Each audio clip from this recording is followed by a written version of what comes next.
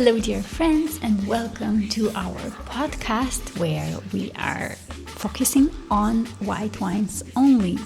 Join us as we uncover new grape varieties and introduce you to wine producers that may have slipped past your attention. Additionally, we will delve into the historical, geographical, and ethical aspects of wine with a particular focus on sustainability, hopefully. And today there is a new episode and we are ready to try a new, very particular wine. So what do we have? So, welcome also from my side. Yes, I did not say. My name is Darina Vlogin. And my name is Uli Fusenecker. So, what we're going to have tonight, for the first time, we are dealing with an Amphora wine. Wait a second, like ancient Greek wine, or what do you mean Amphora wine? We will maybe lately go deeper into that subject, but first maybe we quickly introduce what it's really about. Yes. It is a white wine from La Caplana, family producing white and red wines in Bosio in Italy, which is nearby Gavi. Mm-hmm. Gavi is maybe quite well known. From there comes this Gavi di Gavi wine, which is normally produced from the grape Cortese. And Gavi, just that you get an idea, is around 40 kilometers north of Genova. What we are tonight talking about is this white wine called Anfora, which is 100% Cortese grape wine, and it's produced with the Amphora method. Okay, so it's a white wine, but why does it look so orange in my glass? Because you already have poured the wine. Yes, maybe we should get a bit deeper in this Amphora method of preparation, method, let's say. Which has an extremely long history. I think they found it out already in Georgia.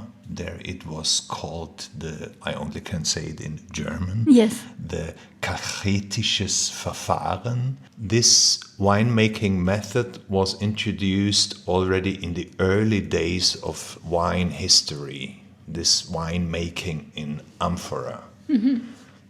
So this winemaking method was introduced already in the very early days of wine history. It was also known as the Cathesian method, named after its region of origin in Georgia.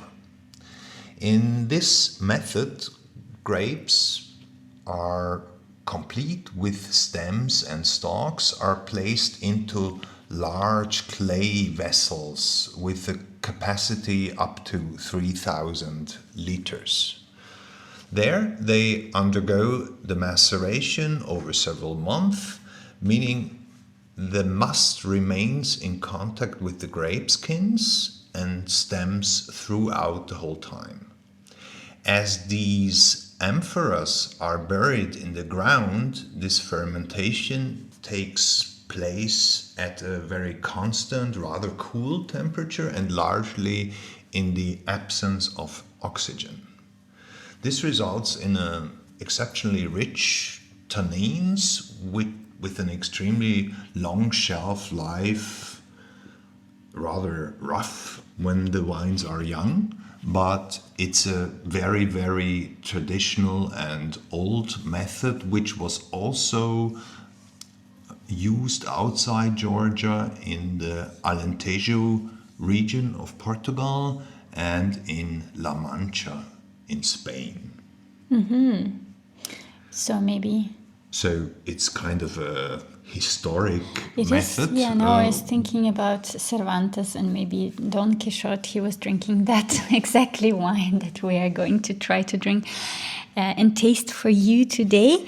So from which year is this wine that we are now going to taste? This wine we're having here, it's from 2022.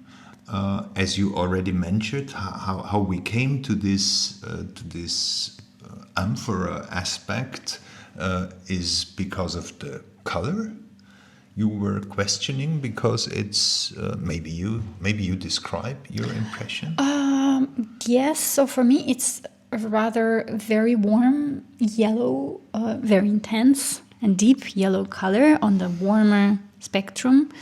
I would even say almost orange, or going into the color of orange or red undertone, but it's still on the yellow side. Like, I don't know, maybe if you see a yellow pear, a very dark yellow pear, maybe that's, you can compare with that one, with that fruit. What would you say? Yes, I would agree. I mean, I can see the orange aspect only from a certain angle. So Okay. I would say For me it's very present. it is a very strong yellow, and I would not call it per se as an orange wine, even if the method goes very much towards an orange wine. So it is, I thought it is very interesting to come to this Amphora aspect, because It's a very important tool, how to produce wine. Nobody used it for this method for decades, so it's relatively new that winemakers came back to this. Of course, they do it meanwhile in a bit different way. They do not put the amphoras into the earth anymore. Of course, this is now, these amphoras, they can be cooled so that the maceration process is kind of under control, like you would do with steel tanks. But it's quite interesting that they go for it, and they put it in, let it go, put it out. But do you know where do they produce these amphoras? Is it specifically designed for that winemaker, or where do they order this kind of huge tanks? Yes, there is meanwhile a market for that. So these so-called cellar amphoras are primarily used. They are no longer buried, and they have their own stands. So if you like, you can buy such a thing. Yes, there is a market for these winemaking tools, and meanwhile amphoras are part of this, what they have to offer. Yes, it's quite advanced, I must say, this way. But this region, Gavi, so where is it exactly? Is it in Piemonte, or it's on the border? How is it located? Gavi is in Piemonte. It's part of East Piemonte. So it's in the northern Italy. It's in the northern Italy. It's 40 kilometers north of Genova. So it's kind of in the east part of Piemonte, almost, not on the border to Liguria, but not far away from there. So it's these very beautiful hills. The next big city is Alessandria. You have around, so it's this area. I mean, Piemonte, it has different areas. We have this Tintorasso area around Tortona. We have the Langhe, of course, where they make the big red wines. We have the Roero for the Arnais, and one of these areas is Gavi.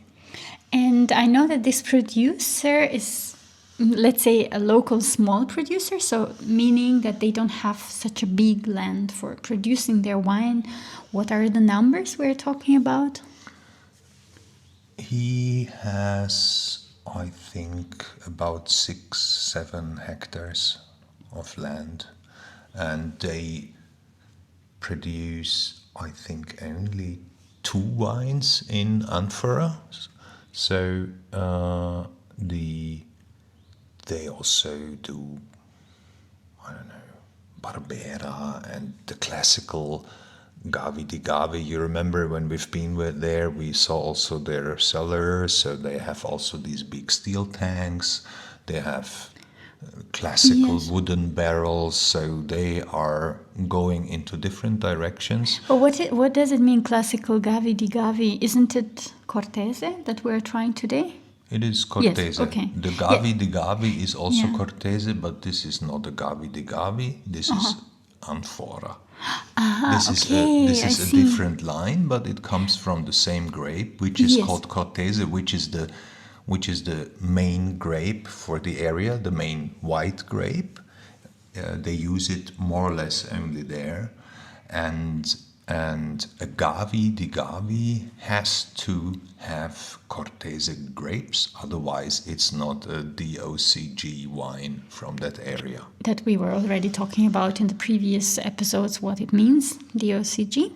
And but so now we are having the more, like you say, reserva style, or this Gavi di Gavi is more intense, because I'm a bit lost in their lines of wine containing Cortese or made out of Cortese grape. No, this is not a Gavi di Gavi. Yes, I understood that, but how are they different from each other? Well, the method is completely different, and the result is completely Yes. different. see. When we're going to taste, we will find out that this is far away Yeah. from a normal Gavi di Gavi you would I experience, see. because Okay, it has okay. this clear color, it has more this spicy Cortese aspect, and see as now. far as I remember, we did not taste now, but see. when we have been there, the taste and also the smell, and as we already experienced how it looks like, it goes in a very different direction, which is very much related, of course, to the fact how it is produced. I see now. Yeah. Okay, good. Shall we smell in a little Yes. bit?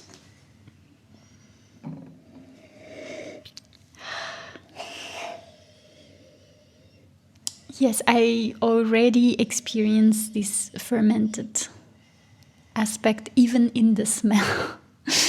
So it's like you're smelling, I mean, it's a very far comparison, which can appear maybe a bit strange in a way, but it's like almost you are sniffing into the, no, I'm not going to say that, but almost like, no, maybe like soy sauce, or I don't know, like No, if it's a positive. no, I would agree. I would Description. call it as a bit in a balsamic direction. Yes. From aceto balsamico, which you very often have this from orange wines. But again, don't take me wrong, in a very positive aspect. So if you like soy sauce or balsamico, or if you don't like it, but like imagine that you love it and you live for this smell kind of. It's very nice actually. Yes, and I would also say this. It's quite a tannic intensity, and also very strong minerality. You can already smell. For me, it's also maybe reminding of field flowers, like wild flowers. Yeah, like how do you say this flower? The white and yellow. You make tea out of it. It's this chamomile tea. Camille tea. Yeah, but don't you have the impression it's maybe more like dried flowers than like fresh flowers? Yes, yes, but also sometimes chamomile, right? Chamomile. Chamomile. Oh my God, that's heavily American pronounce. Anyways, so yes, for me. But sometimes if you walk through the field and you have all these flowers like knocking you off, sometimes the smell is so intense, as sometimes, yeah, there are dried flowers or fresh flowers, I don't know, but the smell is really intense, and this reminds me of. So, long story short, should we try that? Yes.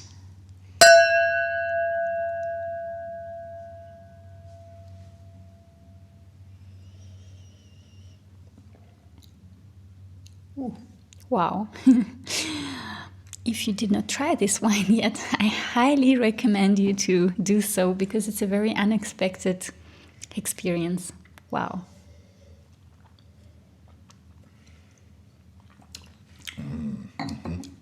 Wow. So I would say the first impression is super dry. Yes, but it takes you also by surprise because there are Yes. so many layers. It's like incredible. So I think this dry flowers we had, this is also present in Yeah. the taste. Yeah. But it's really super dry. I have also a bit an impression of apricot. I must say. I see. in For the- me, it's also like rosemary a little bit, or some herbs, Yeah. like or It's oregano, this wild one that very herbal. Yes. that we have Yes. experienced on our walks. Actually, here in Italy, there's Yeah, here in Italy, when you walk around, you just on a hike, you have it suddenly it comes from the right, then another herb Yes. comes from the left. So this is very present in this wine, and I think it's super well structured.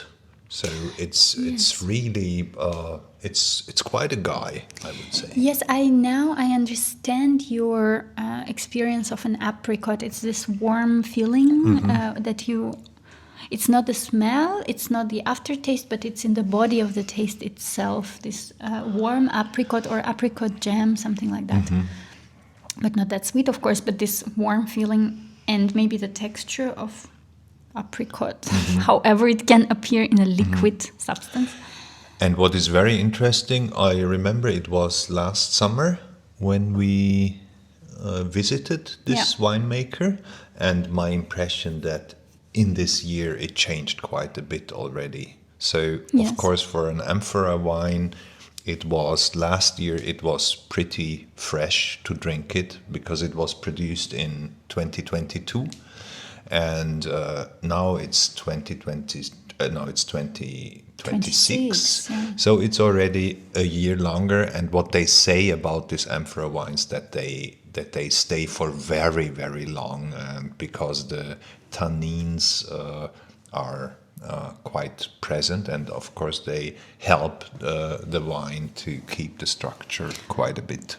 By the way, I have a little vlog from our trip to Gavi and our wine tasting session there. If you would like to see it, it's on our Instagram channel. It's been a while since we have done this trip, but yeah, you can see some of the surrounding and how do you call the vineyard? The workshop. Yes. Where they produce the wine. So yeah, it's all there. And then, by the way, actually, you were talking about how the wine develops over the years. I don't have the vocabulary for that, but like when the wine oxidizes gradually in this amphora because the material is not a steel tank, is something else that lets the air through. Yes. Slightly.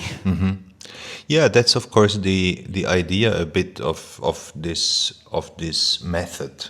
So maybe I talk a bit because I got in touch with the winemaker when we decided that we want to make an episode about this wine because we liked it so much. We have to say that we, meanwhile, in the last year also we had there and there a bottle in Basel. So we then decided, okay, this wine has to be talked about. Yes. So I got in touch with the winemaker, and they told me a bit how they do it. So the alcoholic fermentation takes completely place in the amphora. The grapes are destemmed and the must is kept in contact with the skins in this amphora for approximately 8 months of maceration, preceded by malolactic fermentation, natural micro-oxygenation, as you already said, because of this material. It's not completely closed and isolated as a steel tank, but it leaves a bit of oxygen in. After 8 months in this amphora, they press the wine and return the liquid back into the amphora to let it develop for, he did not specify, but I think at least 1 more year before then they fill it into the bottle. So it's quite a long ongoing process, and as you can see from our description, there's kind of no influence in the cellar. So it's the method, they let it go, and of course it's extremely dependent from extremely well selected and good grape material.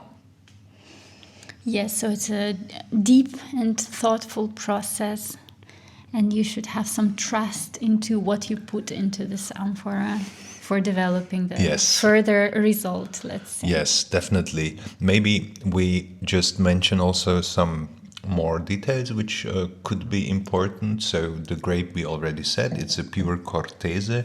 The soil is clay, where it comes from, and the altitude of the vineyard is 500 meters sea level, so relatively high for there. The village is Bosio. It's called Bosio. It's near Gavi, like 3 kilometers from Gavi. And the alcohol is 13.5% of this wine. Maybe also important to know. Yes, and the sugar amount does not really... I mean, it's very dry, of course. They did not say anything, but I'm 100% sure this is under a gram per liter. So it is very, very little. So my first impression is really, wow, so dry. It's also maybe because we just opened the bottle. Yes. It now becomes a bit more... You feel it, yeah. As an aftertaste experience, you feel how much sugar there is in the bottle per liter, let's say. I don't know how you count it, per liter or per liter. 100 grams. Yes, the grams per liter. Yes, exactly. So I don't know how I feel it. I think over the years of wine tasting, I developed this feeling. It's like practicing your music instrument in a way that you just feel the density, meaning the alcohol percentage, maybe not entirely, but you feel, okay, this wine has a bit more percentage and the sugar amount. Mm-hmm. Yeah, I can really feel it. Yes. That's why, sharing my experience coming back from the Czech Republic where I tried other wines, and it was for me very obvious that sometimes the sugar percentage was much higher, which then I confirmed and I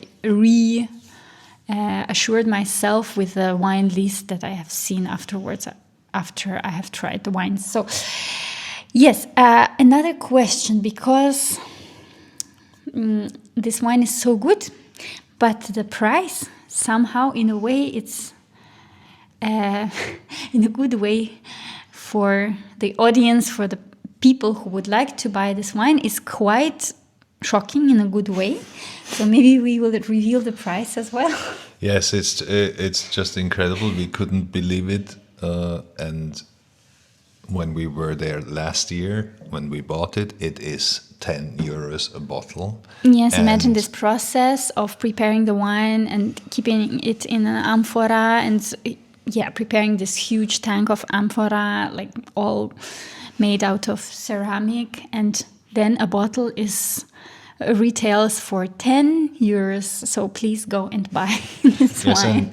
And maybe important to mention, because we like it so much, we reordered now this summer and it's still 10 euros. Even I think they're quite successful with this. But of course, this way of wine producing is relatively specific.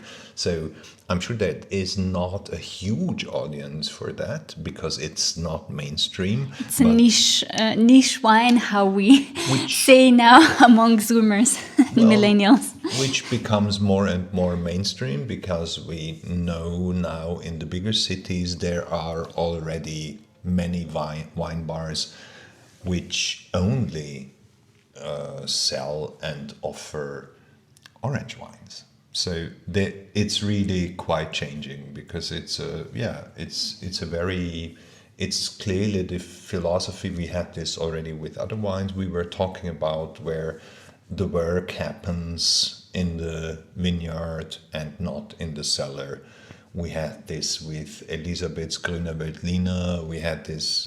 We will have this in one of our next episodes. But also with Etna Bianco, I think. Yeah. So we had this. Yeah, we had this with several wines where it's not about the design and the impact in the cellar, but it's producing a very, very healthy and flourishing grape, which is per se so good and so healthy that you can trust the fermentation by itself, and you do not use designed yeasts to feature a certain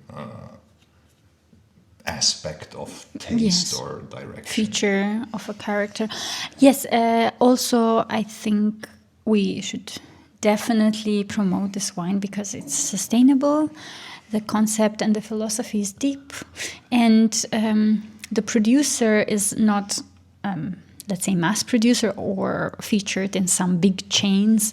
So it's also, it feels right to support this producer in a way that we recommend this wine to our friends. It's worth it to spread the word about this wine.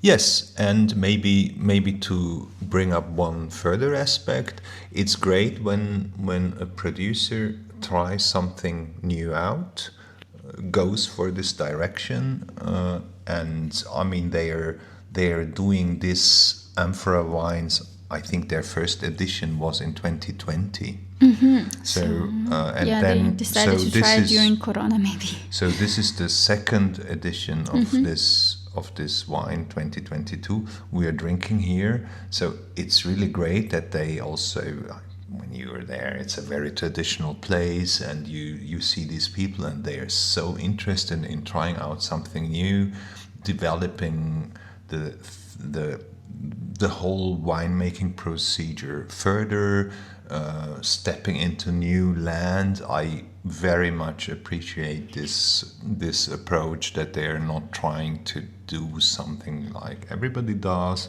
Of course, they are doing also more, let's say, classical wines, because that is what the market wants, and they have to live from that. But still, they're having also these very, very interesting lines, and for us it was the first time we had this kind of Amphora wine, at least the first time that we were aware of it, that it was produced this way. Yes, definitely. I don't know if we would like to say something else about this wine.